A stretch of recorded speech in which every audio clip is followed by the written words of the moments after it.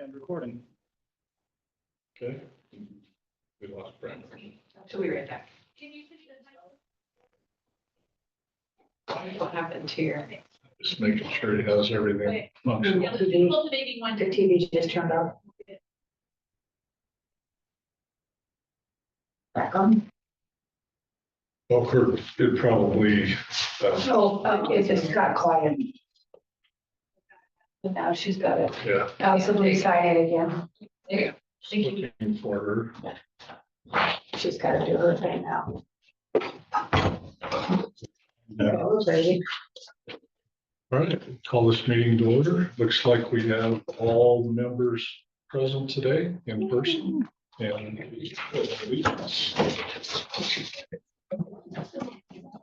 that was the flag of the United States of America and to the republic for which it stands, one nation under God, indivisible, with liberty and justice for all. Two public comment, we don't public here. And 3 official discourse, guest discourse none, approval of minutes. Did everybody get a chance to look at those? Do we have any corrections or changes or questions? Did you get any feedback on that, Brandon? I did not receive any feedback on these minutes. No. They look good when I checked them out, so. Yeah, I haven't seen them. Okay, do we have a motion? I'll move to approve the minutes. I'll second that. Okay, any other discussion? All in favor, say aye. Aye. Opposed? I vote aye, motion passes. Item number 5, financial report summarizing bank account balances. You want to plug in? Yeah, I'll plug in. That way you can all see it.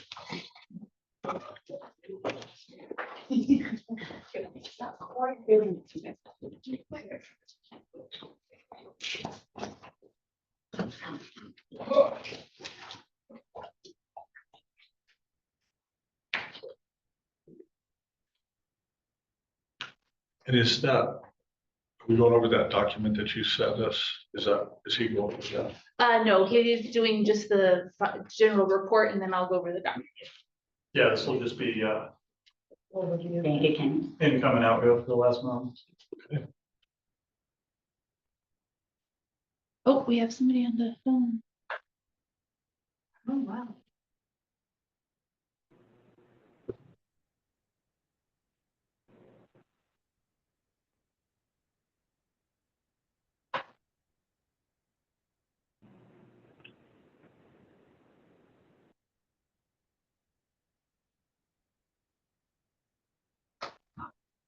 Hi, is there somebody on the phone?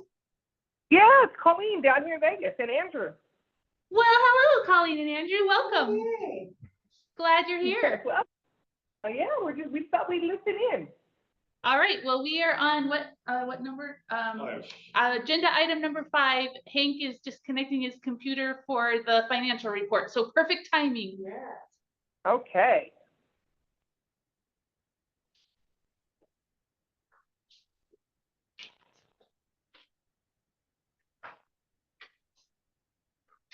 We need our names for the record. Do you have Colleen and who was it? And Colleen and Andrew. Andrew. And what's Andrew's last name? McBride. He's the accountant associated with CAMP. Good. Will they be speaking at all for the meeting? Were you planning on speaking for this meeting or you're just listening in? We're just listening unless you have a question from us. Perfect. All right, so I've got to apologize to the board. I did not transfer that file, so I do not have it. I can give you a general summary of some of what I do have. Did that get sent to us though, just the other day? Did not. That's different. So what I do have here are the ESU statements. We had deposits into the savings account of $5,033, and that brought our total balance in that savings account to $337,500 $55.65. Was that a donation?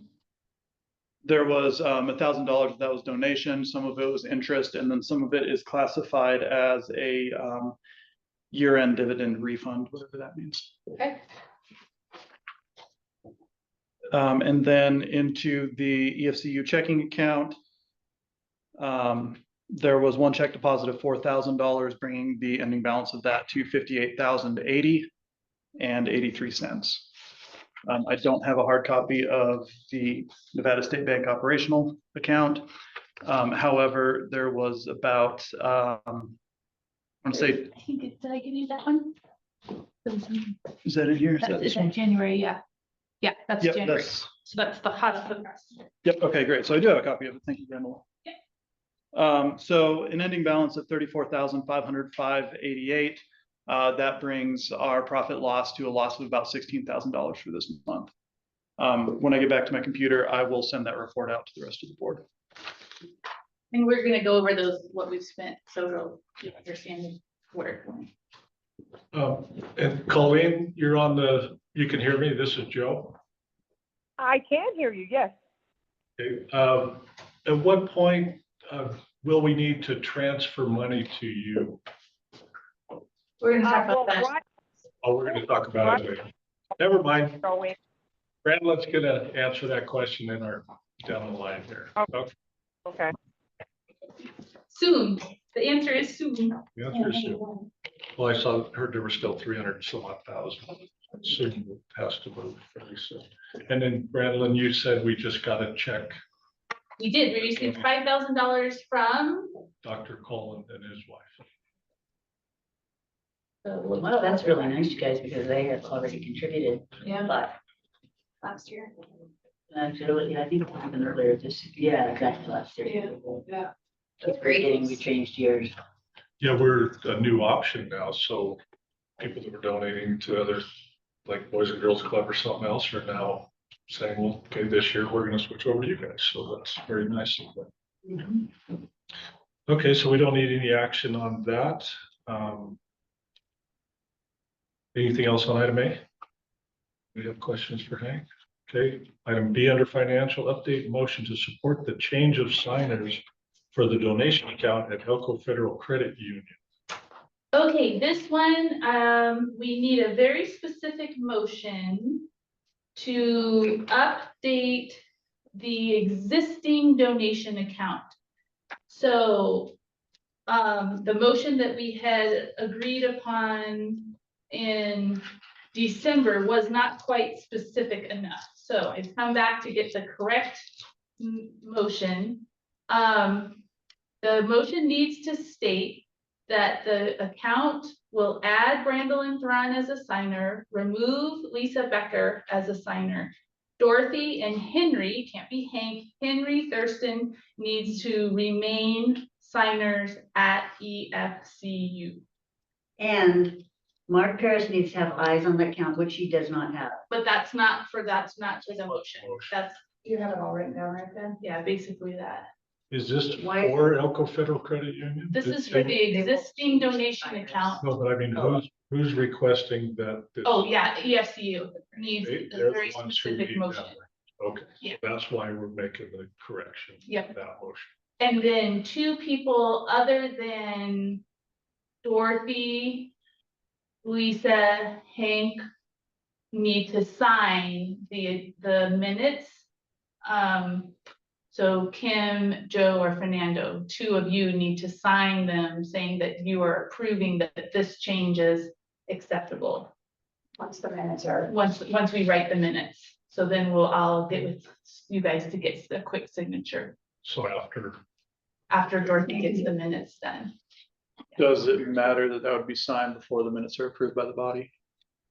They don't have to be approved. Okay. No, they just have to be created and signed For the bank. for the bank. Okay, I'm gonna attempt it.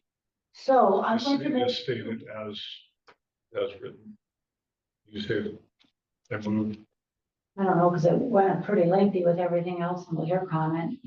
You Yeah. can, I'll try to clean it, you can read it. just in case. So I'm going to make a motion to update the existing donation account at Elko Federal Credit Union to add Bradley Thron remove Lisa Becker. And the signers to remain are Dorothy Steninger and Henry Thurston. At Elko Federal Credit Union. Okay, we have a motion. Do we have a second? Second that. Second by Fernando. Any other discussion on that portion of it? Okay, all in favor, say aye. Aye. Opposed? Vote aye for the record, motion passes. Dorothy, you had a comment about eyes on the account. So Madeline, they're okay with what we're doing there, right? Yeah, because once we get the account, I mean, we'll get him eyes, that will happen, just one thing at a time, so yeah. No, that's okay, but you had told me that that was already done, and so I had told Mark, and he wanted to look at the donations account, so he called me yesterday. Okay, Okay, so that's all well and good in time and step two, but just so that we have that. yeah.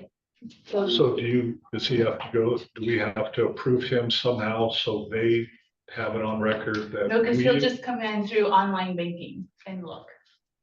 So we have- Through access, we'll Yes. give him the sign-in You're information. going to give him a sign in? Okay, so specifically for him and it's view only? Mhm. Okay, so we don't need a motion for the bank to do that. No, I don't think so. I couldn't even have these conversations with the bank yet. Because I'm the account, we got caught up in a real big catch-22. So hopefully this will let us go to the next step. But as far as viewing the account, if he has the access to the online account, then he can go on there and view. So we can give him that access. Sure. Yeah, It's- that's our choice. So that meant what we were trying to do, right, Dorothy? Yeah. Originally, to get everybody signed. It's just because he has all those records and Yep. Hank and I talked about it, it's just no use reinventing the wheel, right? Right, Yeah. Yeah. No. okay, well, And he and I have talked a couple of times about QuickBooks and how we're gonna keep track of all of this, so. Yeah, we're getting that system worked out. okay, item number 6, school leader report. Okay. Okay. So, to run through, and there's a copy of this under current meeting, after the meeting minutes, so you should see a copy of the board report. I moved the classical key and the brainwave up to the front of the document just because after, as I'm learning about classical education and as we're talking about standing up our school, it's very important, I believe, that the board understands and can articulate classical education effectively to the community and to our parents. And as we're making decisions, we need to remember that we are a classical school, which makes us different than a progressive school. And so I think it's important, as a school leader, one of my jobs is to help educate you all. So I give you 2 podcasts this week to listen to. The first one is called Sold a Story, and it's all about literacy education and what happened in America with regards to teaching children how to read and why we do it different. And it's quite impressive. If you haven't listened to it, you maybe It's So fascinating. Yeah, It's the whole super good. language, Foncus and Pinnell, phonics, it's good Yeah. stuff. Yeah, so there's like 10 episodes, but realistically, you could listen to if you don't want to listen to all of them, you could listen to the first maybe 1 and 2, and then the last one, and you'll get the gist of the crisis of reading education in America.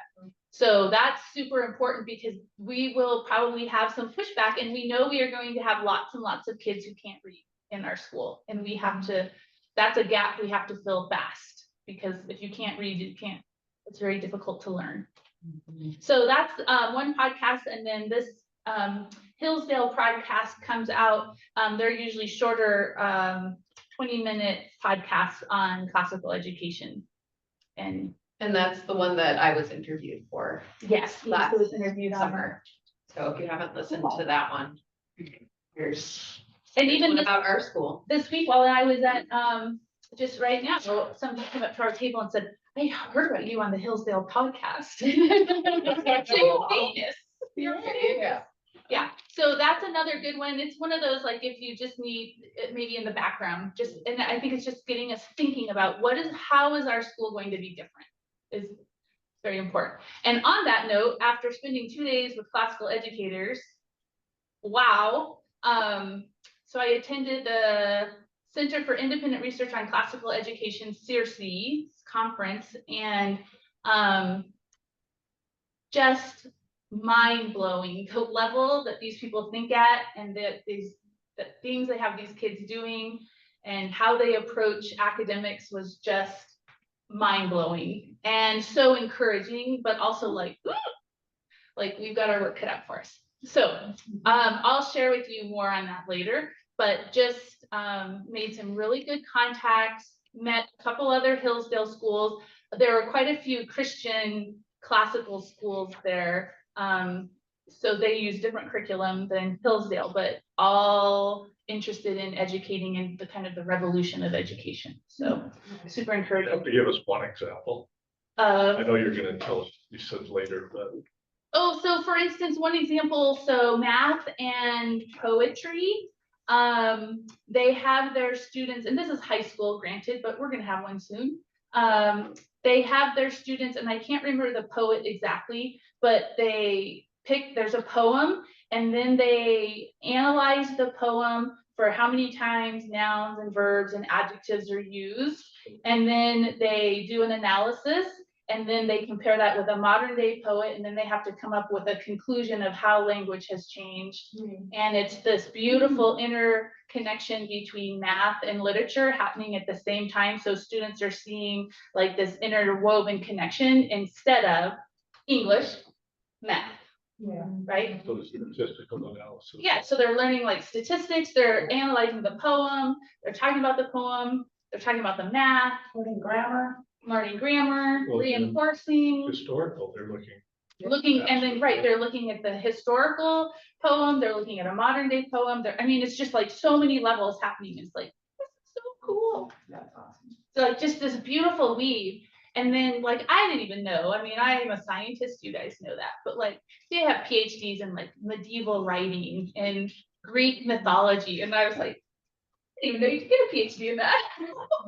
I mean, just wow. My mind was like, this is so cool.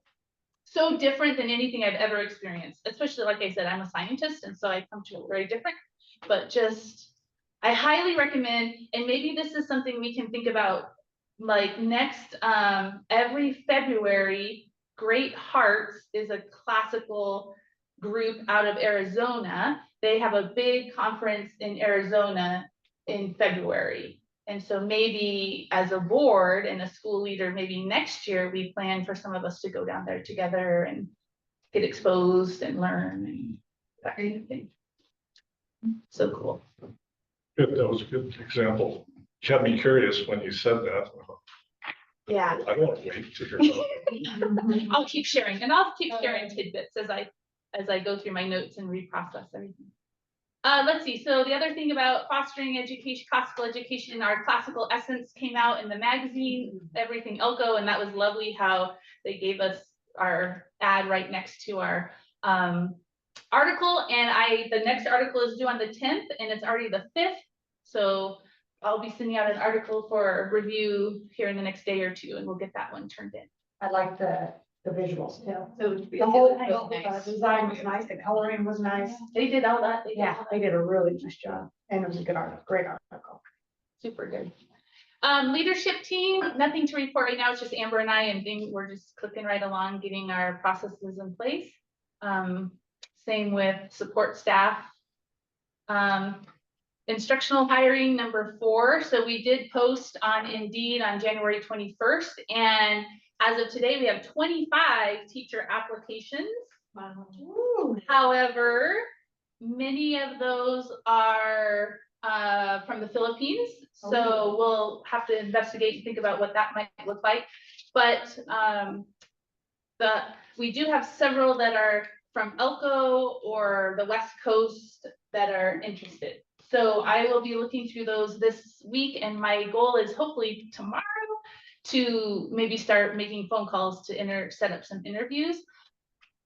And then start having some conversations. But I need to talk to, and I guess this is a question for you guys, for your expertise. Do we have them sign a letter of intent? Do we have them sign a contract? I don't know if we need to talk to Katie McConnell. Like, how do we do this? Because, you know, we're in February and this doesn't start till June and life is going to happen and we know things are going to change. So we want them to commit, but then also if we don't get a full school, like, I don't know. I feel like we need to have a plan of like how we're going to work this out. I think you need to talk to Katie. Okay. Um, And then put it A on. legal next question, I month's believe. agenda. You need to ask Coy. What do they do? I mean, what's their process Yeah. as far as application and contract and, I mean, what's the order of that? You know, we have pay bands in place, right? Mhm.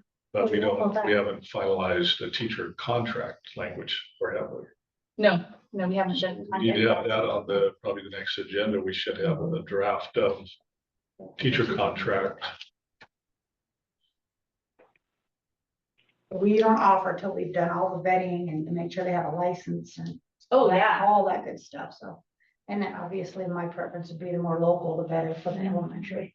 The letter of But you intent. hire is- people that are from even California where you think it's close and. It's, Yeah. they're all, sometimes they're not the best fit, where somebody lives here, they already know they're a good fit, right? The letter of intent in my brain is for the following year. You've hired them this year, then the letter of intent is to rehire them. Is what I remember that as. Yeah, and letter of intent is typically when we don't have our budget clear yet, like we can't offer a contract because we're still stuck in negotiations, or it's a legislative year and we don't know our full budget. If we can get them a contract and have them hired and avoid the letter of intent, it's one less step. Yeah. I mean, if you know they're a good hire. I'll find out, because I don't know Check with too, Chloe. if we can actually contract with them until July 1, when we have money to pay them, and we don't have money until July. I mean, we won't. And that's another thing, it's our first year. It's our so- first year, so it's a little weird, Yeah. but we want them in training in June as stipend. So we have a stipend plan. I'll talk to you about that. Anyway, so bottom line is we're starting down this path. Yes. No, well, now that you brought it up that way, then it might have to be an intent time. Yeah, that's why I'm Because we wondering. we won't be actually paying a salary till July 1. But yet we'll be asking them to do things in June. Right. So that may be a letter of intent. So, okay, Yes, find that out. so I'll find out and it'll come on our next agenda. But at least I was so excited that we have applicants. So I'm Yes. sorry, but Philippines, tell us why. Why are we getting that? There's a program, and I don't know that much about it, but I read about it quickly, that there's a program for a special visa for people from the Philippines to come teach in the United States. And I know a lot of rural schools, especially in rural Nevada, there's several communities that are taking advantage of that program. And so it's a win-win in that they get licensed teachers, the Filipino people get to come to the States to teach, and the rural schools are getting licensed teachers instead of long-term subs. They're really hard to fill, you know. Hard to fill I know position. why. Okay, are these? I don't know how to say this properly. So if I'm teaching English and trying to get kids to pronounce words correctly, are these people speaking the language correctly so that our kids will be able to? That's a good question. I don't know. Level. I don't know the answer. Because to to that. me, that's a factor, huge factor. Oh, sure. I can say anecdotally, from a teacher I know who's gone through training, with some of them, the answer is no. How many are I mean- local applications? Probably, haven't done the data yet, probably about 10. That's a good start. We have a little time. Yeah. I mean, there may be some great candidates in there. I'm just saying that should be a consideration. Absolutely, yeah. I think you're right. For certain positions. And most teachers start thinking about next year about March or April anyway, you know, because their letter of intents are due May 10th in Elko County. Okay. So Of we the might start local, getting a few more. of the local applicants you have, what are their backgrounds? Are they currently teaching privately at the school district? doing other things? I haven't dove deep in, but just from what my quick look at, some are out of, they're all out of public school districts that I've seen so far. Good. Excellent. All right. And then, so next up, instructional aid, support aid, counselor, nurse, I need to add on there. I just had an inquiry about the nurse when we were gonna be hiring for the nurse. So that will be coming up Coming up, in the yeah, next group. Okay. yeah. And nurse would be not full-time. No, contracting. Contract. If you can look at EIA and work with theirs or something. The school calendar is up on the website because we're getting lots of questions, and so it's up on the website for people. Good. We talked about this last time, but we have our scheduled training for faculty or staff, instructional staff development set, and budgeting, putting those into the budget. I also met a headmaster from a Hillsdale school in North Carolina, and he may send some of his people out. And so I'm thinking, excellent, that cuts. Every teacher that will come will help cut our costs, and that'll help us in the long run. Oh, yeah. So, and again, with a small staff, I really want to invite other schools to send their teachers so that we don't have one first grade teacher who has no one to talk to about first grade curriculum. Yeah. So that's why I'm inviting as many other schools in as feasible so that they can build a little cohort for themselves. Because otherwise it's really lonely teaching if you're the only one.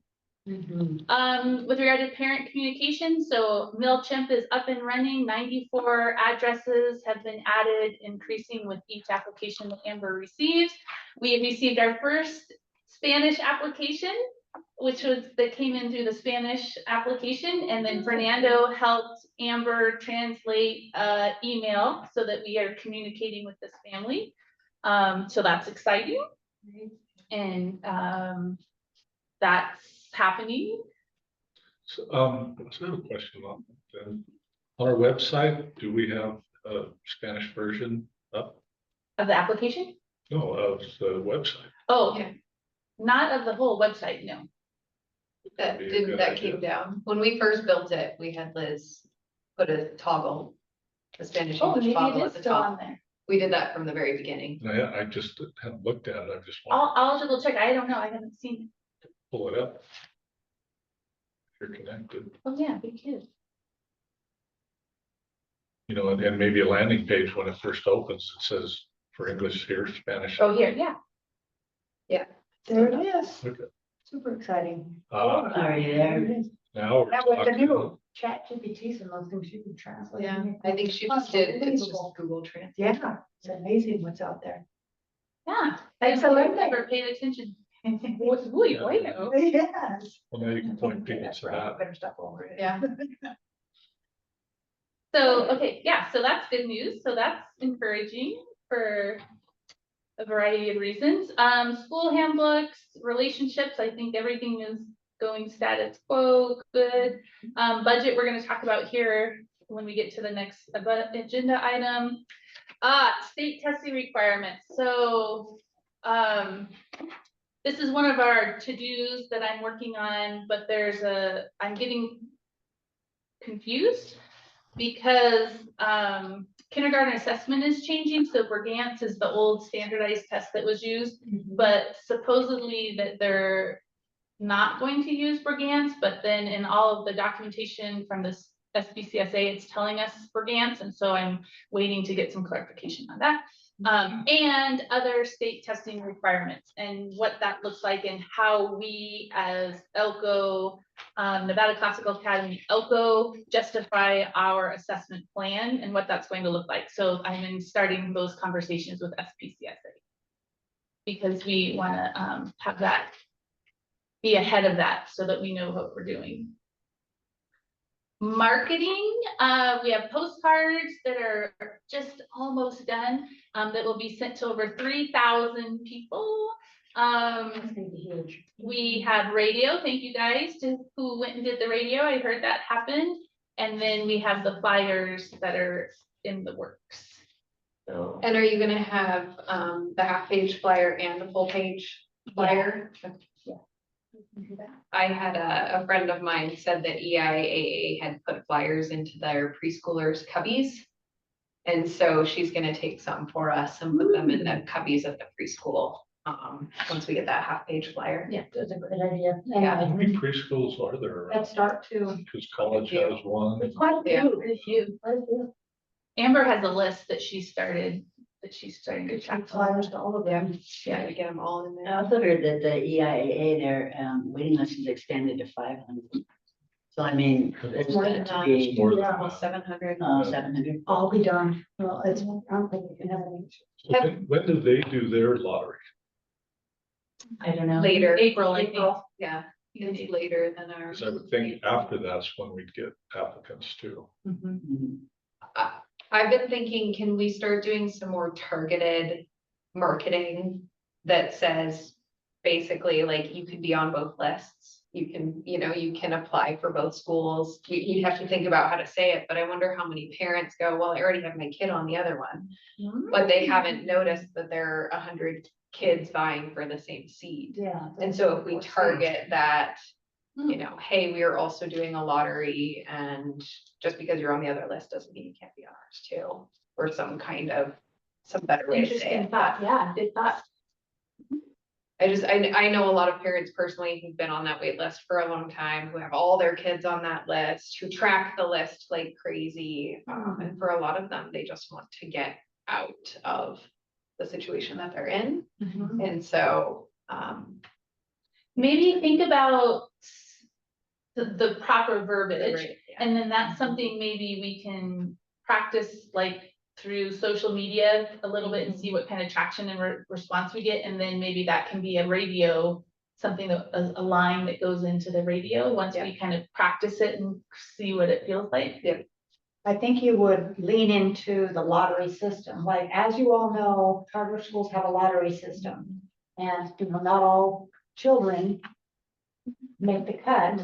And so our lottery system, feel free to like use that angle. So then they go, oh, not all people make the cut over there. So I don't know. So Yeah. it doesn't look like we're trying to undermine them, but at the same time. And the other thing we want to always emphasize is we can enroll year round. So just because you don't, and I've had that conversation with several parents, if you don't get in the lottery, don't give up, because we know there's going to be turnover. So get your name on that list, apply, so we have your name captured. Well, it's confusing to them because it says, the application period closes. Right. So I think that For the confuses. initial lottery, yeah. The initial lottery. So we need to make that clear too. So yeah, we can improve, so we should think about these things too, and we could do maybe some other update our. I think when your postcards come out, we're gonna get enough to take us over the top. And But maybe you could say something like Joe was just saying, the lottery will be conducted on this, but don't, please keep your applications in. We could say something, Things yeah, change, or I don't know how to word like that. enrollment occurs, we could just even put comma, enrollment occurs all year or something, right? Yeah. It's that- Changes in enrollment. Yeah. Yeah. we have an Openings explanation available. of that process on the lottery on the website. Not in the little blip that's on the website, I don't think we I do. would maybe do longer, because Lori Gilbert asked me about that in our interview, and I explained the lottery system. That was live, so Yeah, you only heard it if you were live, right? okay.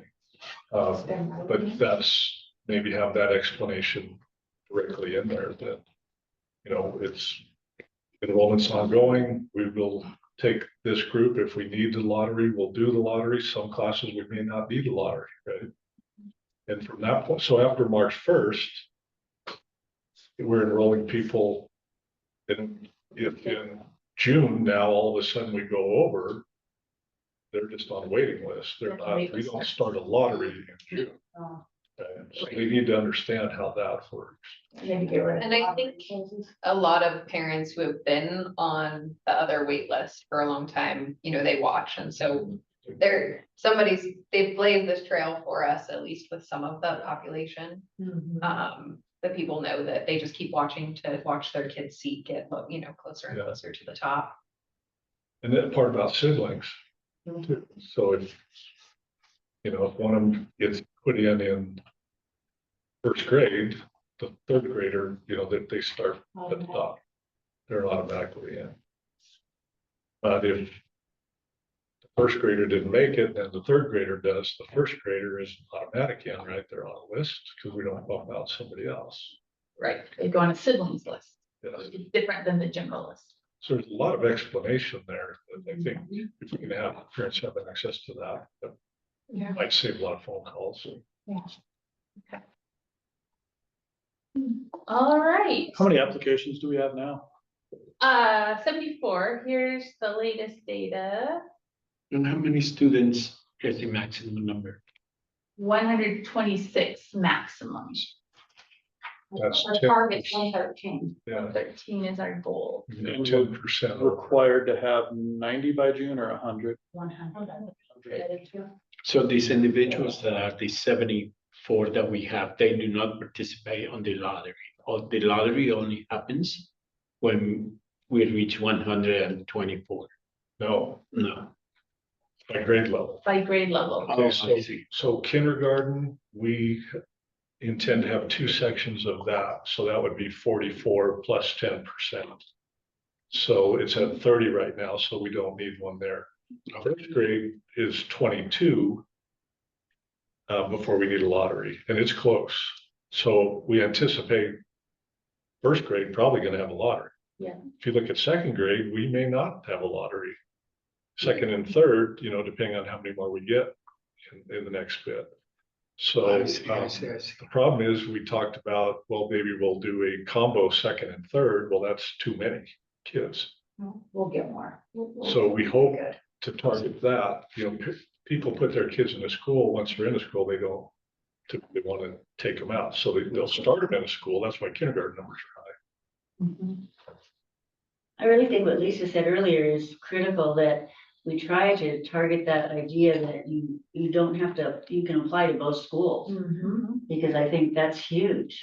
Mhm. With the waiting list at the EIAA, I mean, I would think that would be the market to really try to capture. Yeah. Because I think they, like you said, Lisa, they're just looking for an alternative, you know? Then like 4 slots open and 112 kids. Yeah. Well, like, you better- And they may have other children at the EIAA, so that might affect their decision, but they may not. Right? Okay.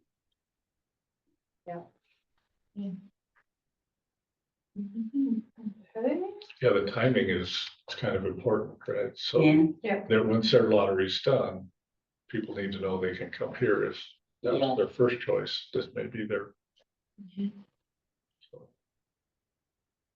And vice versa. I mean, our lottery will be first. Yeah. And I think you can put that whole idea in their head right now. And that's what I do whenever I talk to other parents. That just, hey, go, there's no harm, no foul. Put your kid on both lists and see what happens and make your They decision. can get lucky. that's what I told my son. Get them on both lists. Yeah. And if you intend to do that, put them on both. Okay, so we'll think about the verbiage that best says that. Emergency plan we're working on, and succession plan is just there. So that's the school leader report. Any other questions? Succession plan. Lori Lynch. So when they were planning on leaving here, they had some property, right? They were looking at, and they had a plan created to build a school on that property. I don't know what happened, why that fell apart. Funding, Funding. it was too expensive. Okay.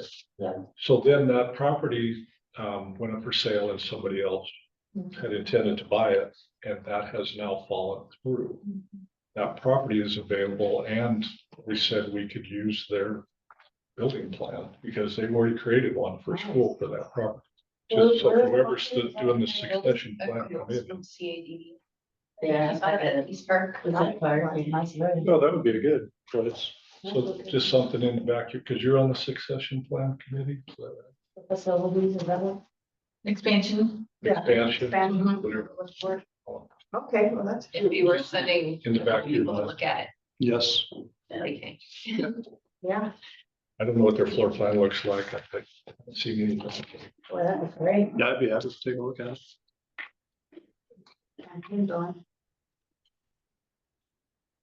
can I have one, can I go back? I have one other comment just on the conversation we were just having about the lottery.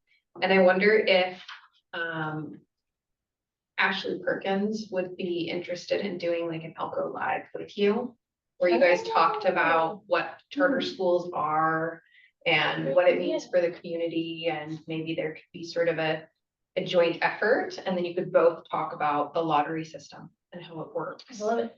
And bring that. And that way it's not, I mean, I think they've been so kind and generous and helpful to us. I was actually talking to Ashley yesterday and gave her many thanks for the support that they've given. And we certainly want to make sure we, step appropriately. But if we can start this charter school collaboration, community collaboration, maybe that would be something to try. That's great. I love that. Okay, anything else on the school leader report? Committee reports, number 7, bylaw and procedure committee. All right, so in your packet, you finally have the cleaned up policies and procedures manual. I hope everyone has gone through this with a fine tooth comb and brought your comments to me today. Where is it at? Under current tab, current meeting, should be right after the school year report. Should be stapled together. Based on the updated timeline that we requested from the SPCSA, this has to be approved by our next meeting. At the latest. So, and this is what we are deciding as a governing board, the policies and procedures that we are going to follow.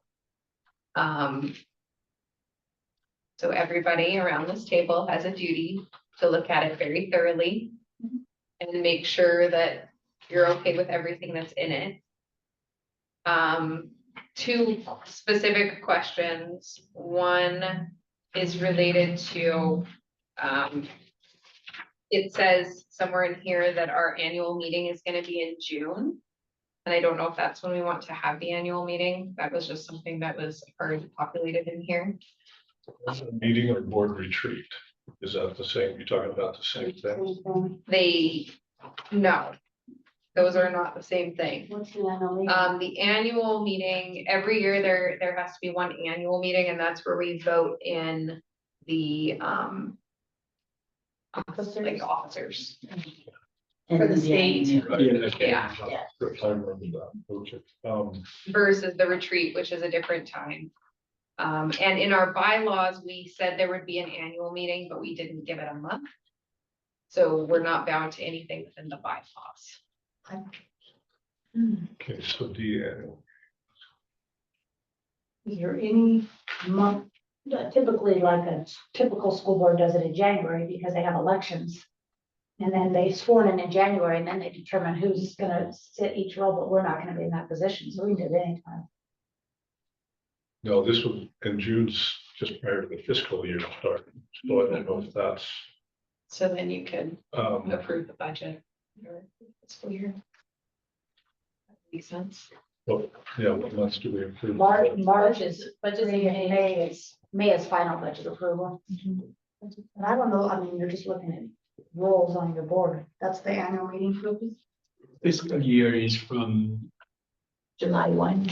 July. Is that when Colleen in those days? And this will just be, it will be the monthly, like the regularly scheduled meeting for that month, not an additional meeting. It's just, But it's holidays labeled as they. yes, it's labeled as a single. The primary purpose is board roles. Board governance to elect new officers. Yeah. Okay. And new board members. Yeah. Translations. But board members have term limits or not yet? That is another question which is in here. Terms will be staggered for 4 years. We put in term limits and said shall serve no more than 4 2-year terms. We had talked at one point about doing 3-year terms so that we wouldn't have to change out half of the board, have the possibility of changing out half the board each year if people decided not to stay. But I know that 3 years can be a big commitment for some people. And so we were looking at 2-year terms, but then allowing it to be 4 2-year terms so we can kind of get to that 8 years if somebody did want to stay on for that long. Yeah, I don't know, thinking of that, on the June one, when I read that before. For some reason, I seem to think that was a good time, and I don't remember why, didn't remember having any issues with that, because it's been a while since I've looked at this. But I don't think June's a issue.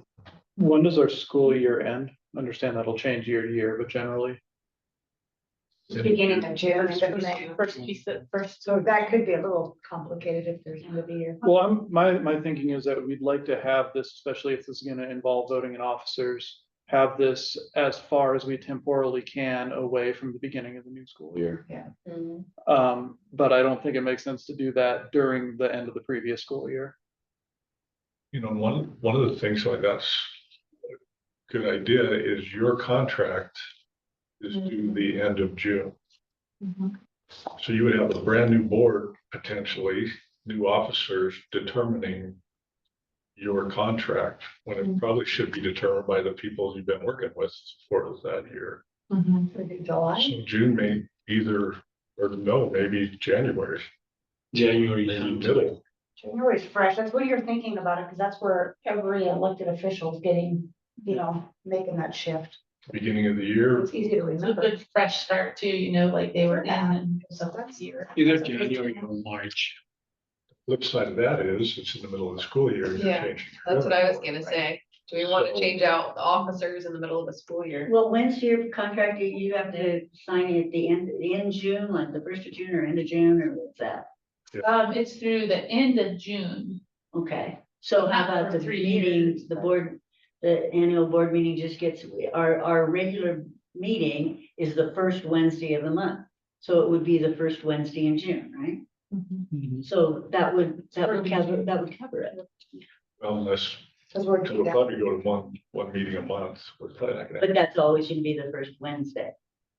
Well, I don't know, I would assume. What I'm thinking is July instead of June. Now we're in the summer, school's out, Quieter. the current board determined your contract because they worked with you the whole Oh, I time. see. The budget's already approved. And it's a slow time in July. New fiscal year starting, New officers in for the new school year. Yeah, starting. Yeah, going for the school year. So then July's better. Thanks, that. Makes sense?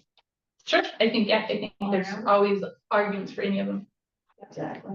and then on your, Lisa, on the terms, Yeah, can you pull that up, Brandon, where that's at? What number is it? Or- See, it is C, just above there. Yeah, just right above. Okay.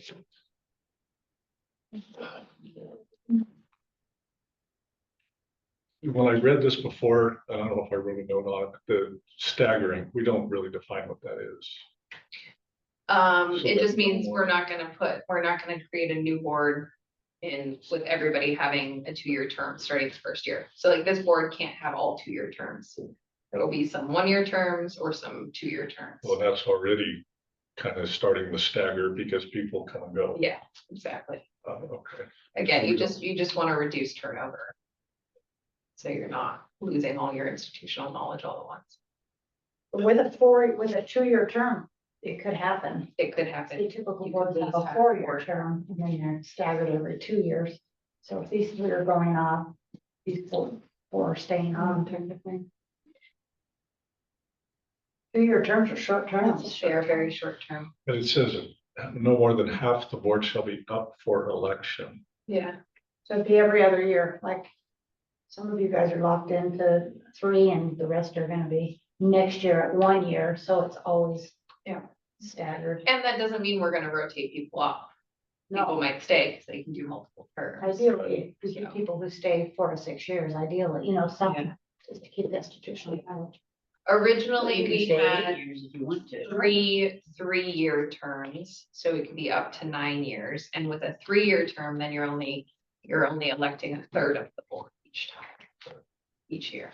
But I mean, Lisa and I met, I said, you know, I think that, I mean, it's hard to find people to serve on boards at the very best. But I mean, a 2-year commitment is something you might be able to make. But when, Yeah. you know, I mean, you can always resign, but that's not what we really want, right? We want some consistency and so I think people can, at least it was my feeling that people can commit to a couple of years. That's a good point. And then they get on and they see the value of it. Yeah, and if they want to stay, they can, but at least you're not locked into a 3-year term and then you're feeling guilty about having to leave or whatever, but it's a reasonable time frame.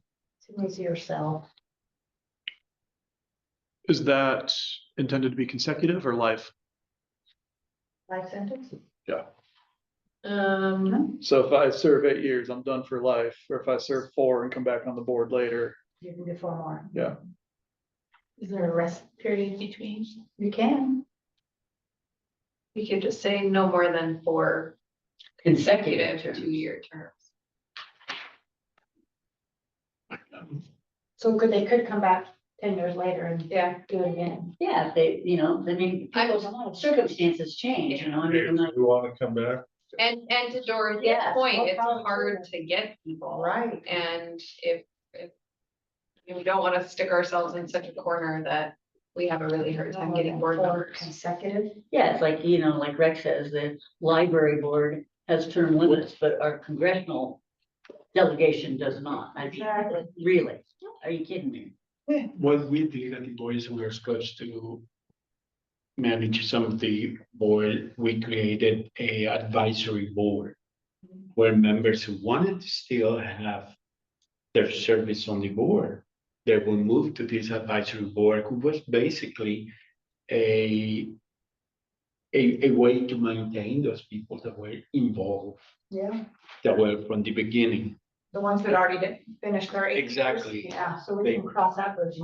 They, 7.5 they years. did that in, because of, obviously, we did that because of the connections that Sure. it is about cooperation, about working together.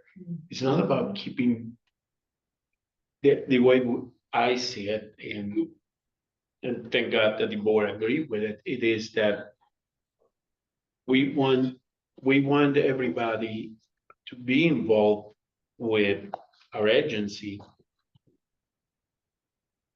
because they see a true value to the community.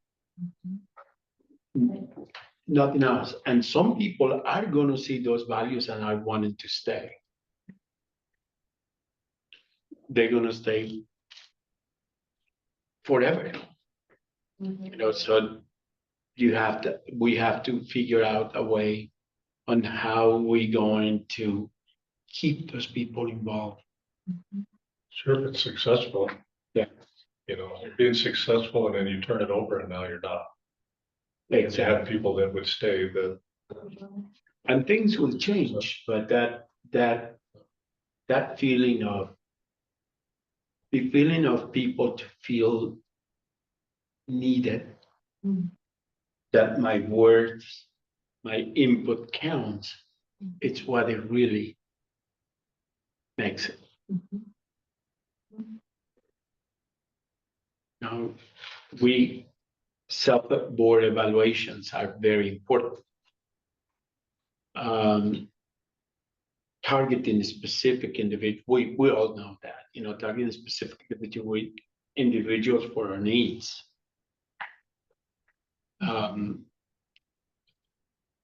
Having a board member coming in and saying, I'm gonna give you $100,000, but I want you to go this direction. Versus we're going to go into this direction, so we're gonna take to those $100,000 to go this, make a compromise and go this way. Without meeting our goals and without meeting the donors' goals. Those are very critical questions for any board. And the board leadership is the cohesive force that keeps it in there. So, and you could be board president for life. Unfortunately, And that's it. You are the cohesive force. You are the guardian of the life. You keep the understanding. At the Boys and Girls Club here was Al Bernard. Al Bernard was in there from the day one till the day he crossed. And that was it. And that consistency is what is needed. Yeah, we don't want to lose it all. Exactly. Do we, I can't remember, we have to have term limits or not? We're supposed to have term limits. I don't know that they're required by the SPCSA. Or Or NRS. I don't remember seeing them anywhere in NRS. I cited NRS in here in a bunch of places where I did find specific requirements. But I know in the Hillsdale recommendations for their policies and procedures, they recommend term limits. And in every single other board policy manual I looked at, they recommended them. That doesn't mean that we can't extend it or make it bigger, but I think it's fine. I mean, I don't think that term limits are a bad thing. I mean, I agree with Fernando that you need consistency, but I also think you need new blood. yes. I really don't think that's a bad thing. And if we make that consecutive stipulation, then somebody leaves, they come back, 5 years later. That's right. Yeah. If the board Take wants a them break, back, yeah. come back. Yeah. Then it doesn't, kick them out. And like we discussed last week, we can have non-board members on committees. We, probably will require non-board members on committees so they can still be involved without sitting on the board. And none of this is written, I mean, if we see that this isn't working very well, we can take another look at Yes, it and and for your terms we or can whatever. absolutely Yes. do that. It also still needs to be reviewed by legal counsel. Again, some of these bits of policy related to things like compliance and nepotism and non-discrimination and record keeping. I just went and found, examples online and put them together and drafted up something clean and short for each of them and didn't get overly complicated.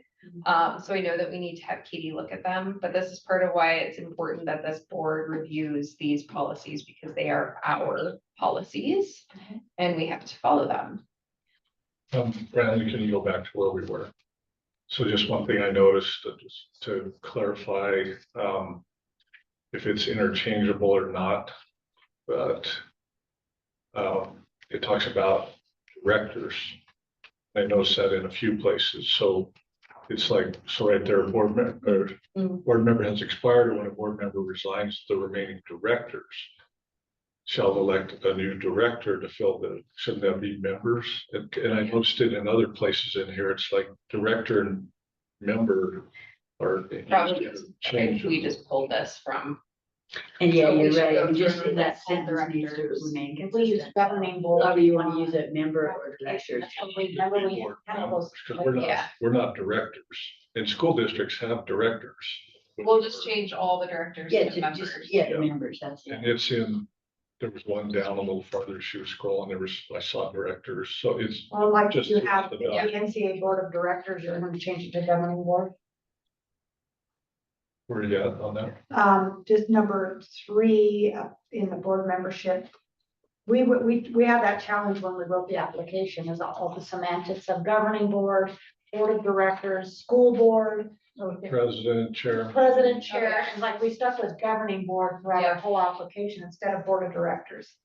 So maybe we just try Yeah, to we'll keep change it that to all governing board. fit our.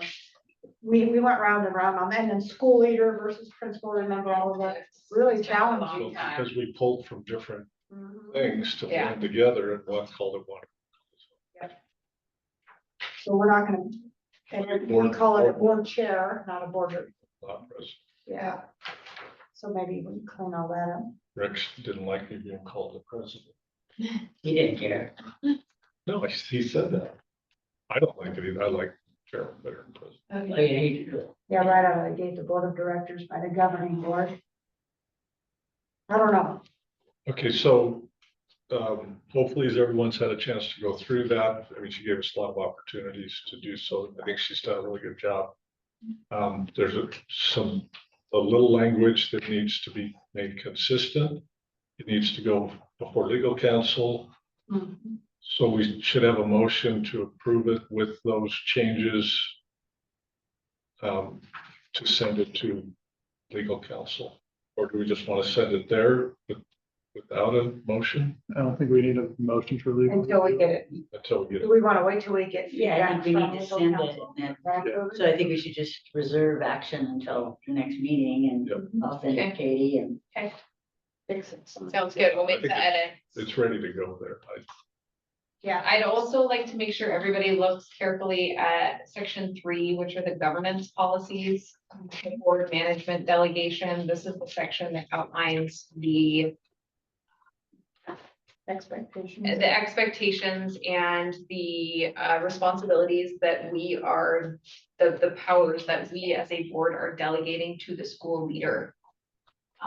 And so I, again, pulled this together based on what we're doing and some other examples that I found. It is, I'm certain, not all inclusive of all of Grandolin's many duties, but we need to make it clear as a board that she is overseeing the operations of the school. We are overseeing the governance.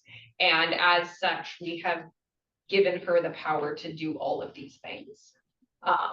So I just want to make sure everybody's on board with this. Should there be a process where we sign that we've read that and agree to it as being a board member? I mean, people on the board should have to follow the policy. Well, aren't we gonna vote We're on gonna it? vote on it next month or next meeting. So our vote on it would be, but then, all right, so then Fernando leaves, somebody comes in to replace him. We need acknowledgement from them that they are going to follow. I think that's part of the onboarding, Yeah. board onboarding, they read this and sign that they read the policies. That they signed for, that they're, okay, in agreement with all of this, not just this, I guess, every. Yeah, I think that this kind of like, this is the handbook, so equivalent to an employee signing it, that they've read the employee handbook. Yep. The board member would sign that they read this. And And also the bylaws. Yeah. Permission. Exactly. There will be a full onboarding packet. Yeah, in the training the other day, they recommend we have that available. Yeah. For new people. Okay, so next steps legal counsel and then final approval, hopefully. As soon as we get that back. Okay, any other questions on that? And just one final comment, since we are gonna send it to legal review, you have a few more days to look through it and make sure you're okay with all the details, and you can just send your comments to me. And I will put them in. yeah, I think that, I think critical to follow up with what Lisa's saying is that we need to review this within the next 2 days. Okay. Everybody on the board. And then get it back to Lisa so we can get it to Katie, so that, because we don't want to put any pressure on Katie to have to do it in, 1 day or Yeah. whatever, so that she can have it done by the next We meeting. can get it to Katie on Monday. Okay, moving on, number 8, old business, review fiscal policies and procedure and revisit year 0 spending plan and year 1 budget. Okay. So, so this is another one of our pre-opening tasks. So I've been learning about what the SPCSA is looking for, and then their guidance document that they provided. So the policy is, we haven't gotten very far down the road because I just discovered this document. But I will just give you an update on what we're up to and the progress we've made with CAM. So ultimately, this document that's up on the screen, there's nothing in your binder, will have a formal policy and procedures that you all will approve. And these will be the main topics, and these come from the state. This is so internal controls, allowability of cost, accounting and financial management systems, procurement systems, audit resolution, inventory management, record retention. And this is coming from this document that they provided us. And so I'm going to start working through this policy and procedure self-evaluation checklist, and this will help us create our policies and make sure that we're like starting off well. And Colleen and I have been working and practicing. So until July 1, we're practicing all of these procedures, and then July 1 is when we become quote real. So it's great that we have this opportunity to practice all this and work out some of the kinks. But so there is a copy of this financial policy and procedures in your binder. That should be the next thing in your binder, because I may be asking some of you to help me understand and or create this, because yeah. So I gave it to you so you guys can start kind of looking at it too, because this is all the things that we need to have in our financial policies and procedures. So that's all I really have to say for that at this point. But on a real like boots on the ground, what's happening, some good things have happened. So we've started payroll. So Amber and I have both been paid via the electronic payroll system. So that's a big deal. And it worked, and it magically appeared in our bank account. So that's fantastic. We also are able to now punch in and punch out. So timekeeping and quote being on the clock, which is like important if ever a workman comp issue or something comes up. Right now we are clocking in and clocking out, like we are on work time where we're not. So that's exciting. That was a process. Colleen really had to work learning Paylocity and how to set that up. So we do that on our phones. And then Colleen can track all of that. So that's the payroll piece is up and running pretty darn good. The other piece that we are mastering is the invoicing. And so I was showing Amy that we're just getting so real, because we have stamps that we put on that allow us to document that it's been approved. And then I scan it, and then there's a shared folder that Hank has access to. I shared with him as treasurer, so he can see all of the invoices that are going through the school to CAM for payment. And so Colleen and I have a system that I put them in one folder, and then she picks them up, puts them into Sage Intact, and then pays them. The original plan was that we being Elko would put those into that software, but in order to have that user capability, it was astronomically expensive. And so it makes more sense just to create the system that Colleen puts them in. So it's not quite how we had designed it, but it's fine. So Colleen gets the invoices in, Ron double checks them, Colleen double checks them, and then they get paid. So there's lots of eyes on this process. And like I said, Hank doesn't have anything to do on a daily basis, but at any minute, any time, he can go in there and see what's traversing through the school. And I can just show you guys. I don't have to talk about it. I can show it. So this right here, NCAE invoices, this folder is shared between myself, Hank, and Colleen. And so like for January 25, these are all the invoices. And then so they start out of this paid folder, and then she moves them in as they're paid. And so these are the processes. So that's working well. And then yeah, so the financials, we're starting to get that tracking and documentation piece under control. Any questions with that? Is it possible to generate a report? You know how at the end of the year, like your credit card sends you a statement that has all your transactions broken down into different categories. So you can see like, oh, I spent, $800 on restaurants and Yeah, $50 at the grocery store or whatever. Is it possible to generate a report like that? I'm sure Colleen can. Okay. Colleen, are you still on? Are they still on? Looks like they are. I am still on. Absolutely, we can do that whatever time frame you want. We can do it Yeah. monthly, quarterly, yearly. Okay, awesome. That helps a lot with the budget too. Yeah, Yeah. exactly. Yeah. Yeah, so Colleen and I are working really well together, and every day we have little successes, and some days we have more frustrations than successes, but ultimately we succeed, right, Colleen? Exactly. We're getting there. We're working through, we're jumping over one hurdle at a time, but we're getting over them. That's right. So all of that will be captured in this document that ultimately, oops, not that document, that we're generating, and we'll put it into the proper space so that the state can find all that. So that's what I'll be working on here soon. And for those policies, have we asked for sample policies from Founders or E EIAA? Yeah, I have not actually asked for EIAA Founders. We're just because we have Pauline, we're basing it all on a lot of that. So yeah. Be a good place to start. Yeah. Okay, then in that same, revisit year 0 spending plan and year 1 budget. So let's jump into that. And so this is, do you have this spreadsheet in your binder? It may not match this one on the screen exactly because this is the living document and I'm constantly updating it and trying to track kind of what our actual expenses are. But it will give you a good idea, and to answer Joe's question from earlier in the evening, when do we transfer money? We need to transfer money here soon.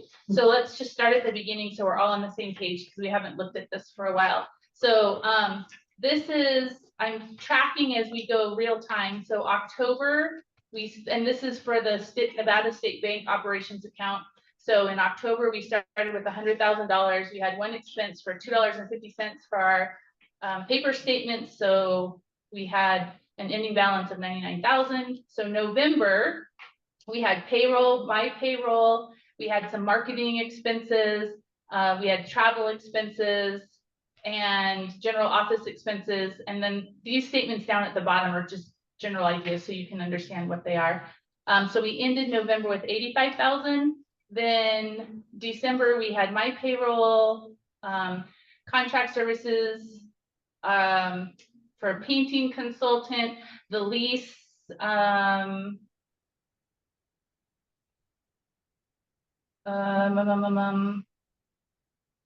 was gonna ask what that is.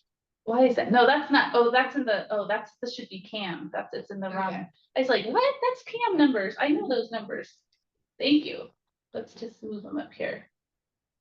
Oops, computer, the control is in a different place.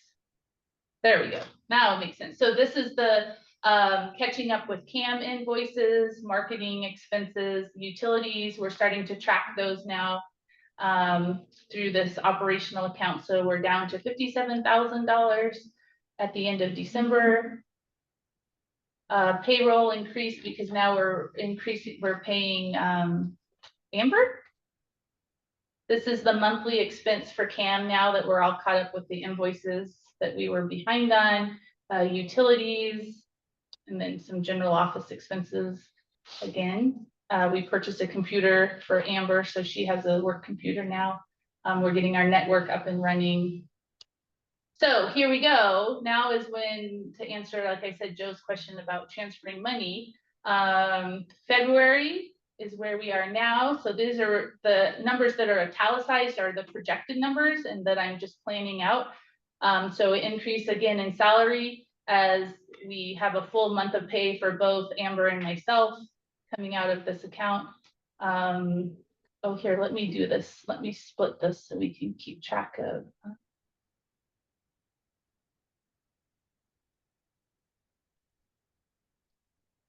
I don't know. Oh, I don't know about you guys, but I can't remember what all these lines are. Oh, some travel funds. I obviously just got back. Amber's going down to Founders next Monday, Tuesday, Wednesday. She'll be working with the registrar and the attendance secretary down in Founders next week, learning the roles there. Some more general office expenses for forms and all these sorts of things. So if we don't transfer any money by the end of February, we'll be down to $9,000. So around the end of February, March, we need to transfer money over. I went ahead and just brought over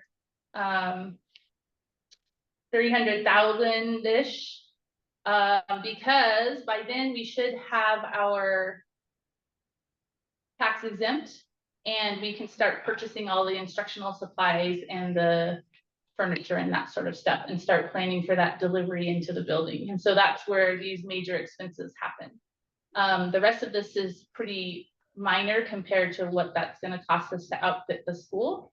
But as you can see, the money gets spent very quickly. Here in June, this is where a big expense comes because we have to stipend pay our teachers. So that's the instructional supplies and training. Plus we have to pay our trainers that are coming in. So budgeting about that much, $25,000 to cover those expenses. So that's the general gist of the plan as we're spending out. That's the general plan. So do you intend on transferring money based on whatever you're projected for that month? So you're monthly gonna, in March, you're gonna have a lot of expenditures. 109, whatever, 208,000, no, 208,000 spent. that month. Yeah. So you intend on transferring 200 and some odd $1,000 at that time, and then the next month transferring about what you plan on spending that month, or are you sending most of it over in March, or what's the idea there? When I did this, in my mind, it makes sense just to pull it all in March so that it's there. Okay. Because depending if there's a really good deal on tables, we may spend more in March than in April, right? If we get a steal of a deal, we might want to be able to move. And each month I'll present this and it will just get more granular as we go. And again, we have access to the invoices and how it's being spent. And if you guys want to see like down super granular, I can create that too, as we're starting to spend into this account. Or out of this account. And then in June, you have a negative balance of $695.82. We just got a check for 5,000. Is that going into the account to help cover that, or is that going into the fundraising account for? Just I want to make sure everybody's clear on what's happening with that. But, Well, if it's a donation, it should go to the donations account first. So it can be tracked. So I mean, that's just the way things have to happen.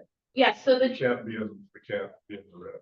We're not there till June. Yeah, I mean, Yeah, and that's assuming we transfer 300,000. We can give her 325 if we need to, or right, and 320. we can always transfer more. And this number is low.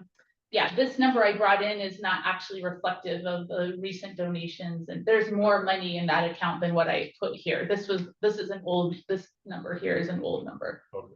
that I transferred in. And yeah, but it does reinforce that we do need to continue that.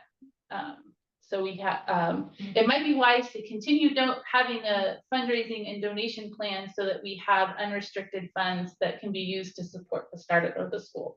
Yeah, especially this training, this is going to be a big cost, and I am prepared and I'm already thinking of where do I minimize costs elsewhere, because I don't think you would have to really argue hard with me that there is more important things than training our teachers. That has to be the highest priority for us to be successful. So we may not have matching chairs. I will give up matching furniture for my teachers. Yeah, is where I'm at on that. And so this number, the more fundraising that happens, gives us more opportunity to provide world-class training for our teachers. And that's what we're going to do. Things like that, Yeah. a list of needs, we might be able to pull businesses to help with paper donations, pens. Yeah, we can. So I think we're in a great shape. I think we need to continue fundraising. I'm super, super grateful for the donors who are just giving without any intended real push. Because that's what's going to kind of cover this offset.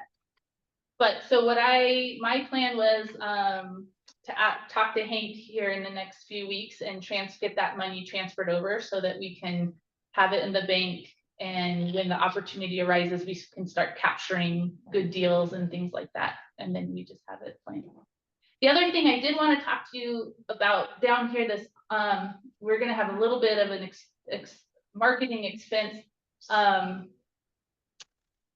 So the donations for the art for the school, so the art that goes on the walls that supplement the curriculum that go on the walls.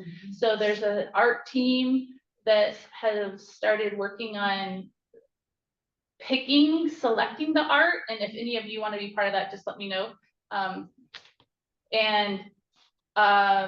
The idea is that this team is going to select the art, and the art is being intentionally selected to the team. The instructions to the team was when they present it to me, they have to tell me exactly how it supplements the curriculum. So it's tied, everything in this building is tied to what the students are learning. Those pieces will be selected, and then they will go onto the website, and there'll be this campaign of the people, the humans of Elko can go either just donate money into the purchase of this art, or they can donate specifically, like they want to donate this one and pay the money into that particular art, and then they'll get a little placard that says Dorothy paid for this art, something like that. That's awesome. And so my hope is we, the school, don't have to pay anything to get It would this go building. underneath it would be a little, Yes, okay. Nice. like thanks. That's a great to idea. Are you gonna try to get all of it? You know, like if you go to Founders, it's got the secondary, the elementary, everything. You're gonna try to get as much as you can. We're gonna fill the building. So they've taken measurements. They know how many pieces go on each wall. The members right now, it's Angie Burns, Catherine Wine, and Kat Heron Fantastic. are the three. What a that- great idea.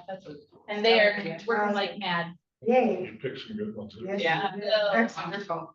So, I can't wait. I think it's gonna be amazing. I love it. It's gonna be amazing. So Great, anyway, I great say that plan. because we're gonna have to pay for Liz. So we've also have Liz, Todd is on board, and she's going to help us. So it's all gonna run through our website. Credit card, we'll have a credit card donation so they can donate it right in. And then that money will be to purchase all of that and manage all that. So if anybody wants a part-time volunteer gig managing art, let me know. Because that's gonna be a whole nother piece that's going on. I assume also that we're gonna open this up, like we can share this on Facebook and people. Oh, from yeah. other places All can- over the Oh, it's place. gonna be, yeah, Oh, yeah, we'll Yeah. share it everywhere. it'll be, anyone can donate into this. Fantastic. So that's, Love it. hopefully will be again, cost saving so that we can spend lots and lots of money on our teachers. And which will Very good ultimately support our kids. So this is the general plan. Any questions, concerns? Each month I'll keep doing this and we'll update it for what actually happened and what I'm projecting based on real life as it unfolds. Okay, and we don't have any action because you're still working on the policies. Correct. And then just one more piece, the budget, like the real life budget. Excuse me, let's see, I'm trying to remember where I put, oh yeah, it's in here, where it is. Having do you guys ever have like a moment of panic, like, uh-oh, what did I do with it? Constantly. Like, I'm supposed to know something. Every day. I'm supposed to know something. Here it is. So this is super, super simple. This is working again with Colleen and Ron, and there's a ginormous spreadsheet behind this that Colleen can attest to, but you guys don't need to see that right now. You will get all the nuts and bolts later, but this is how it's panning out so this is year one, starting in July. 113 students is what we're budgeting for, which gives us $1.1 million to work with. As we're working right now, and again, this is a work in progress, but, and this is total benefits, everything. Our 68% of our budget will be for personnel. That will go down as we scale up, obviously. Yeah. It's gonna be a big load up front. Big load up front. 12% is for facilities, which is great because we have a pretty good thing going right now. So we're able to, that helps us buffer this percentage. And then 15% for operations, but of that so that's really 21% for operations because CAM is part of our operational budget, but they are specifically this expenditure. So I pulled it out so you can clearly see that this is cheaper than a person right now. So this is a great deal that we have going with them. So 21% for operations, 68% for personnel. This is what the budget we're working on kind of running out right now. And like I said, we'll get you the details later, but this is how we're pulling. So that's rounded, obviously, because that's equals 101%. Yeah. Oh, yeah, I guess you're right. Yeah, it is less than. Do you have a total of, Yeah, we the did that totals? total. What's that? The total's the Total total. column isn't, our total budget is 1.14289.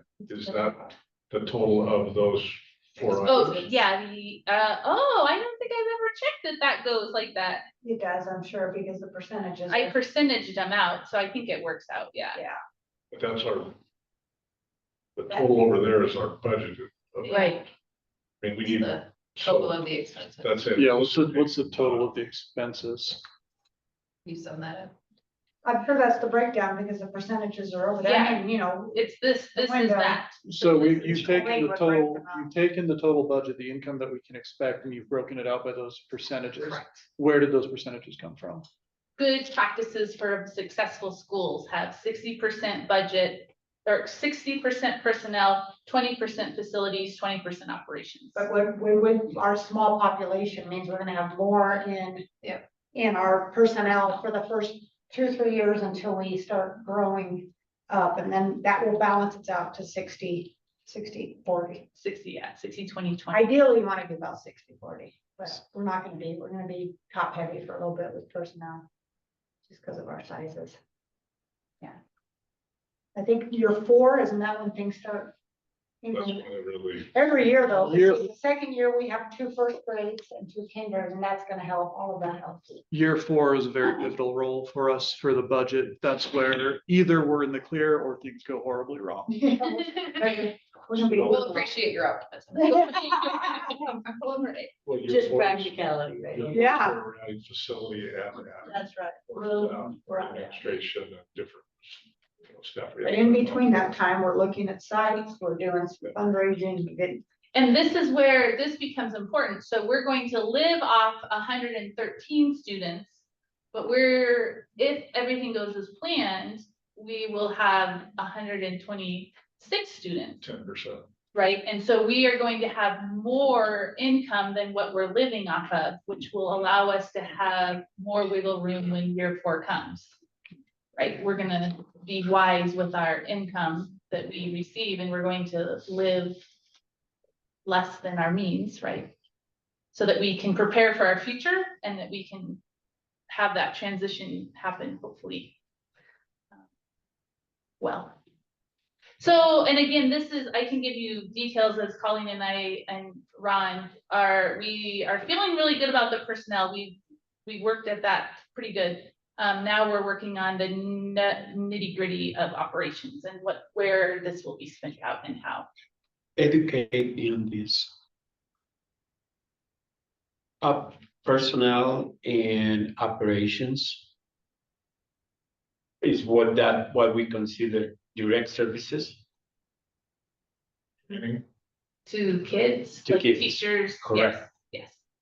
Yeah. Okay, and facilities, that would be maintenance, And lease. and, Yes. okay, The lease. That's the lease. This is the lease. and administration, I don't see any budget for it. Under personnel. Also, all personnel. So personnel includes so it's administrators. administration is secretary. not direct services to the kids, it is a separate entity, right? Yeah, if you're like in service of or in support of kids, Okay. yeah. Now, the reason why is because I'm trying to understand the percentage that goes to direct services Oh. and the percentage that goes to supportive services such as administration and so on.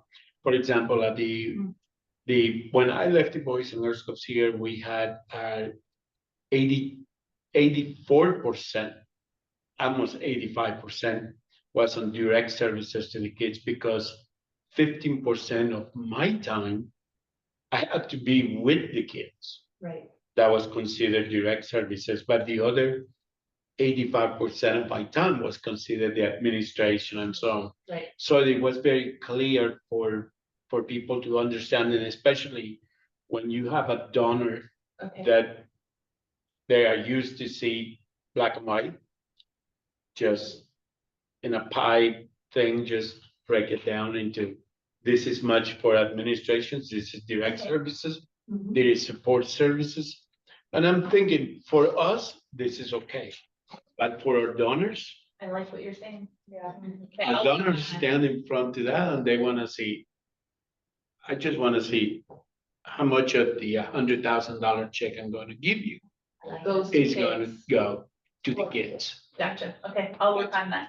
Well, he has a great point. I mean, that's a fresh perspective because schools and the SPCSA doesn't ask us to break it down that way. It is a great That perspective. is, I mean, it makes total sense, and I've never heard it broken out that way. And ours, because we're so lean, ours is going to have a higher percentage of direct service, so that would be also a good sell Exactly. to donors. You're In a as, typical system, this much goes toward classroom and the rest is all support, where in our school, it's gonna be a larger number direct Yeah. classroom. And having that for grants and all of Yeah. that, plus she's required, should be teaching, right? I mean, that's part of what It it is. says. That She has is- to be- direct So service. That would be considered direct service. Okay. I'll This work is on that. really general. It is broken down in more detail because there's 10 million different budget codes for that. I mean, I like being able to see it just Yeah. like this for the board. Because that's mostly what we need, but if you ever do want to see all of the stuff behind there, she has all of that. Okay, So Colleen, Colleen's monitor is this size on her desk. She works on spreadsheets. And so she has, it's pretty impressive, like her desk, and then her monitor is this size, and she has these spreadsheets, so she Oh, can it's see them fast. all. Yeah, That's it's pretty amazing. incredible, really, Yeah. the level of spreadsheetness that she has. Spreadsheetness. Yeah. That's a new word. I like that. Yeah, it's pretty cool. that- Pretty chic. It was like, wow, that's good. So anyway, we'll keep updating this and then we approve this. And then remember, like Ron was educating us that we propose a budget and then each quarter we amend it so that we keep it up to date. And then we finalize it actually at the end of the year. But so stay tuned, there'll be much more coming up. Okay. anything else on that one? Can we take a 5-minute break? Hey, 5-minute break. So Hank, if you could. And Pausing recording. okay, we're back from break. New business item number 9, review English learner policy and handbook. Okay, oh, I didn't finish that. This is just for discussion. I finished that agenda item. So this is another SPCSA action item and I'm not done yet because it is a heck of a work in progress. But just for your awareness right now, we will have an English learner policy and plan. I do need it to be reviewed by some stakeholders. So if you guys can be thinking about who that is, let me know because that would be helpful. This is also mandated by the state, so it's not that we really have new thinking, it's just how we're going to be doing it inside of our school. And so this is just a quick awareness. The topics are English learner, pupil and parents' rights. So there's some documents that we have to have posted on our website that are for our English learners. We have to have a system in which we will identify our English learner students. And so these are ways that we do that. And again, this is a document that I'm mimicking from SBCSA, but it's just going to be specific for our school. Okay. So we'll have screening assessments and these sorts Go of back, things. go back to Oops. that. Stop. And so, Yeah, I'm just, while you're talking about it, I was just thinking about, I know, because Amy did a lot of work on that, on the application and how we assess and all of that stuff, so she might have, because we're gonna have, soon we're gonna have to connect the application, Yeah. what we said we're gonna do. on it. Yeah. And I see we did it in there, I know we had, but did we have, I don't remember having else. English language, Yeah, no, we okay. just typically So we I know, want to make but that's all. Yeah. This is a boilerplate from the SPC, okay, so that's good. yep, so most of this is boilerplate. And then you can also grab Bridget Coleman, Mhm. who has a finished document. Yeah, we have, so, placement, opting out, parents are allowed to opt out if they choose not to be part, just because their child was identified doesn't mean they have to receive services. We screen them, we place them, we exit them. we reassess, we have a commitment to eliminating achievement gaps and ensuring equitable access. We use data to do these things. We monitor, our staff and leadership are trained. We use research-based curriculum. We provide professional development. Parents are part of this process. We don't do anything without including the parents in all of the conversations. And we communicate with the parents consistently. We recognize that it's important that we're able to distinguish English learners from other learning disabilities, and then recognizing that some English learners do have disabilities. And that's a big deal, because if you're testing somebody who is not a native English speaker in an English test, they may appear that they have disability, but it's not, they actually don't have a disability, they just can't speak English, right? So there's some real important nuances in understanding English learners and then learners with disabilities. And so as a school, that's something we will want to be attentive to. And then there's all kinds of forms and documents that we will have that accompany this policy and the service of our English language population. And the fact that we had a applicant utilize the Spanish application may tell us that from the get-go, we may get to implement this English learner policy, which would be great. Yeah, that's one of our targets. That's one of our targets, and I think there's a lot of value in having English learners. I just came up with they have pupil there and then they have student on the next one. I've noticed that too. And an English, there's lots of, so this. I will definitely help with that. Kim, you might want to help a little bit with this with your background. So I'll tidy it up a little more, and that was my thinking. And so tonight was really just letting you guys know it's going to be coming, especially Kim and Amy and Joe. Those of you who have the education that can help fill in some of these blanks. The cool thing is, I didn't realize, it's kind of funny how life works. Through GBC is how I got my alternative route to licensure teaching certificate. And by default, you get an ELAD certification.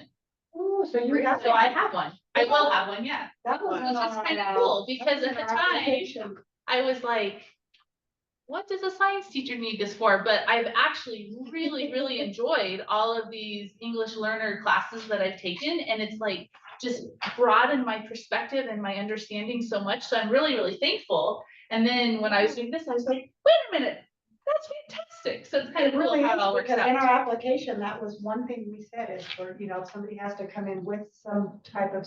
Yeah. That's awesome. Isn't that cool? Yeah. So I love it how it works out. And Yeah.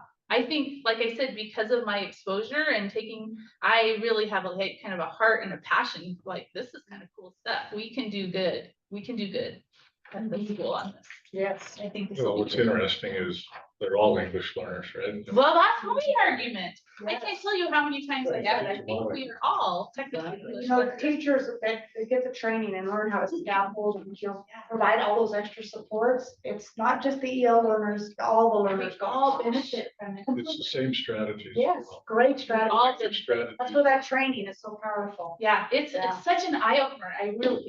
So anyway, we'll formally approve this after we get the details, but it's happening. And again, it's kind of a fun. And we will look at that. Number 10, public comment on your subject. Director's comments.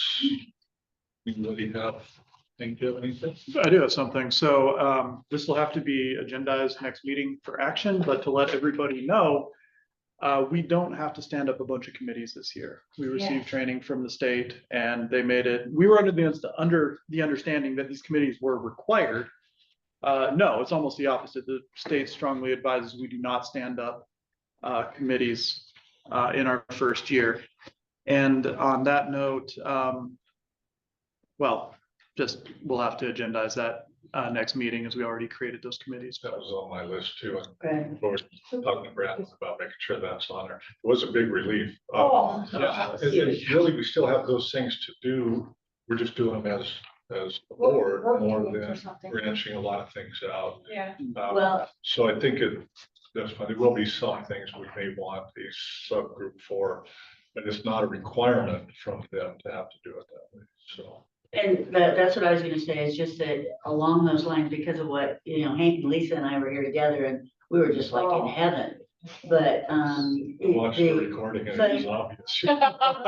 Tell us again. Are you sure? but I mean, so you hear you say there's a reminder of the fundraising committee, but we do not need that committee right now. I mean, I think that we need fundraising, but I mean, we can certainly do that without a formal committee. We've got all the I tools to do disagree. it. I think we need a group that's gonna coordinate that. Not a Otherwise, committee. It's gonna get We'll work stacked. with- Oh, well, I mean, I'm not saying, but it doesn't have to be labeled a committee. No, true. The way Get rid they of that. explained it, we don't have to agendize it and have it all out the way we have to do regular. Yeah, public. And we still need that committee. We still need a committee. That's. I don't think we need a committee, Joe. I think we've got all the things in place to go out and do fundraising within our board. We need coordination amongst. Yes. Coordination. Yeah. So we might need one, but it doesn't have to be a committee, because then we do have to agendize it. We do have to do public meeting. I mean, and I think that my recollection was in that SBCSA recommendation, they did not recommend the fundraising committee. The one committee they did recommend for the first year was governance, Was fiscal. period. Finance, fiscal. So, yeah, it's fine. They Yeah. have a foundation. Governance. We don't.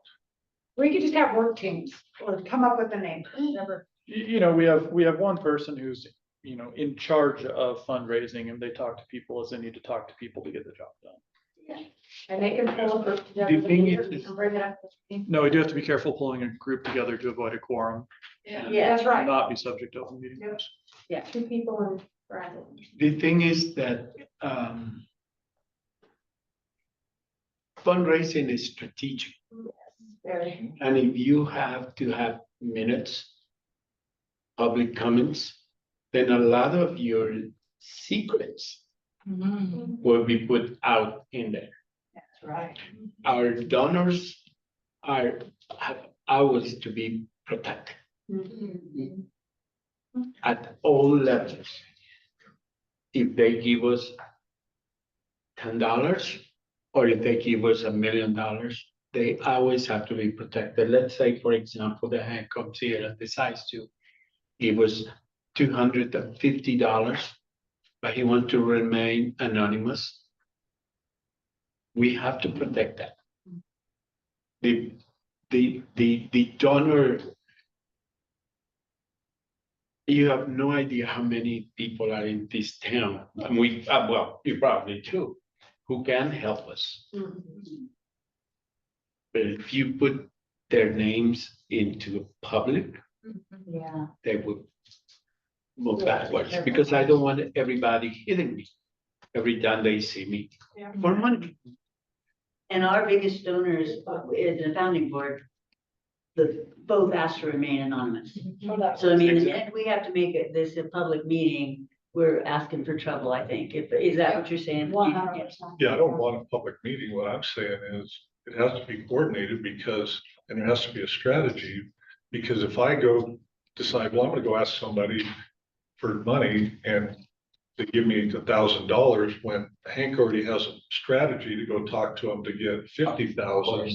Well, if I get there first and then Hank goes, well, I already donated to your school. So it has to be But coordinated. yeah, but all we need strategic. is one person, which we already decided, Lisa and I would both help with that, Yeah. which we can still do. Yep. It's just not a committee. It doesn't have to be, I think we're talking about Agenda. this. They say, Yeah. I think so. but it's just that a committee Come up with a name. has to be. Fundraising team. Fundraising team. So does the fundraising team still want to meet on February 12th?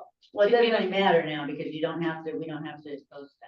Well, no, but just so we keep our momentum and we get going. I'm Well- just wondering, since if we already have it on our calendar, The we plan for can. you 3 still to meet.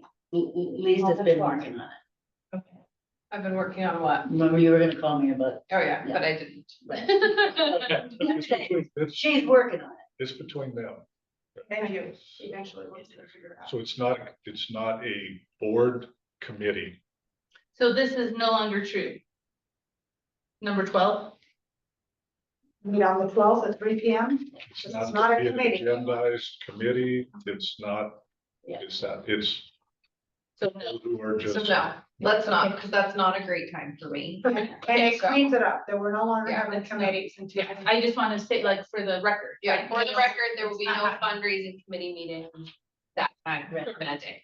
And then, and like Hank said, then we just need it agendized next Yeah. meeting that we can dissolve those other committees we formed the last Yes. board. and Yes. Get that cleaned up. I just want to tell you guys, what I heard, I know you guys heard something different, but what I heard was SBCA saying Elko is a high functioning team, because we already had our committees going. I know. I heard the same thing. That's what I We're heard. You over guys here. are awesome. We're overachievers. We're trying to follow the rules.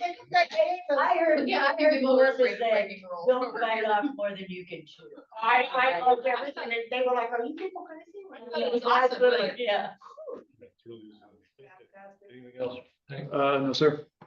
Fernando, do you have anything? Sure. No, Rosie? No, Lisa? I have a question related to the fingerprinting. What's the status on that? The status is we are waiting for our, it's called an ORI number and account number that comes from the FBI. And I did follow up to make sure we are not supposed to be doing anything. And the word is no, we are simply waiting for their FBI to get us that number, and it could be up to 3 more months.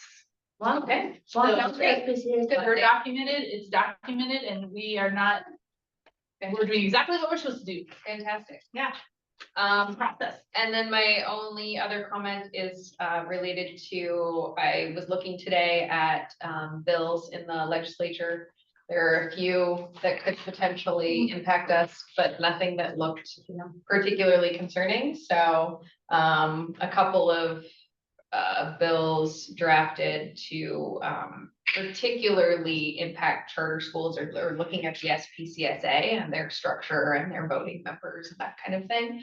But again, I didn't see anything in particular of concern in there. There are a couple other bills related to things like teacher certification and school district boards and who can be on them and how voting members work and that sort of category of things. But I'll keep watching those and just see if there's anything that does come up that it might impact us. So. It's good to have somebody look at that. I appreciate that, yeah. We get bits and pieces. I know Governor Lombardo is pushing, charters and school choice. Yeah. And look at that up, so we don't know what the rest of the legislature's gonna do. yeah, Rex had breakfast with Lombardo last week and told him about our school, and he was really excited. Very excited. Good. Amy, you have anything? Nothing. So I had board member recruiting, because one of the things that I saw in that training session was to have a group of people on file whenever we need somebody, because all of a sudden somebody has to drop out, we want potential people. So that's all of us trying to find people, talking to them, getting them to apply, get their name to us, and then whenever something comes up, then we're ready for that. And I asked Brandlin to start recruitment process, so advertising for board members and have that work going, so. Maybe put a link on your website or something. Yeah, I have a person who's interested, possibly 2. Okay, yeah, Amber's working on that, I put that on her list. Yeah, Facebook post or things like that. Yeah, put a link. Do you wanna help out? And then thanks to to Lisa and Fernando for being on the radio station, and we have some advertisements out there, and I don't know if anybody heard any of those yet. My wife said she went to her exercise class and somebody there said they heard me on the radio. So you didn't really hear what they said, but they heard Lori say, my beautiful wife Angie. And I know that part. So anyway, Important Angie step thought part. that was pretty cool. Yeah, she's like that. Yeah, But you did say that somebody put on their survey that they heard it on the radio. Yes, so for those of you who didn't hear, we updated our application to include where did you hear about us, so we could track the money that we're spending on radio and the postcards, like, did it work for us? So one person has applied marked radio. Good. So It's already a win. it's a win. Money spent, well spent. Okay, item number 12, we already discussed that. At 13, discuss next board meeting will be February 19th, and that's still okay for everybody? Yeah. Right? Any other items? Okay, meeting adjourned.